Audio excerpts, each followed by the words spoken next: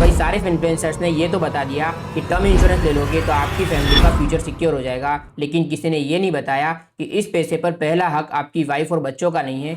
कई बार तो ऐसा होता है कि ये सारा का सारा पैसा कोई और ले जाता है, आपकी वाइफ और बच्चों को एक फुटी कौड़ी भी नहीं मिलती। क्योंकि इंडियन लॉ के हिसाब से अगर किसी पर्सन की डेथ हो जाती है तो उसकी जो भी एस्टेट है, मतलब उसकी असेट्स और इंश्योरेंस पॉलिसी से जो भी पैसा मिल रहा है उस पर पहला हक जो लेंडर्स है, मतलब जिन लोगों ने उस पर्सन को उधार पैसा दे रखा है, वो होम लोन हो सकती है, बिजनेस लोन हो सकती है, या फिर अनसिक्योर्ड लोन भी हो सकती है, उन लोगों का है। मतलब जो भी पैसा होगा उसमें से पहले जो लेंडर्स है उनको पैसा चुकाया जाएगा और ये लेंडर्स लीगल तरीके से इस पैसे को क्लेम कर सकते हैं। अब एग्जाम्पल के लिए किसी पर्सन ने 1 करोड़ का टर्म इंश्योरेंस लेके रखा था, उसकी डेथ हो गई, तो उसकी फैमिली ने सोचा कि हमको 1 करोड़ रुपए का क्लेम मिलेगा। लेकिन हुआ क्या, उसने 40 लाख रुपए की हाउसिंग लोन लेके रखी थी, 30 लाख रुपए की बिजनेस लोन थी। तो अब जो 1 करोड़ रुपए मिला उसमें से 40 लाख रुपए होम लोन वाले ले जाएंगे, 30 लाख रुपए बिजनेस लोन वाले ले जाएंगे और उसकी फैमिली के लिए एक्चुअल में 30 लाख ही बचेगा। अब मैं आपको एक हैक बताने वाला हूं जो आपको कोई भी नहीं बताएगा।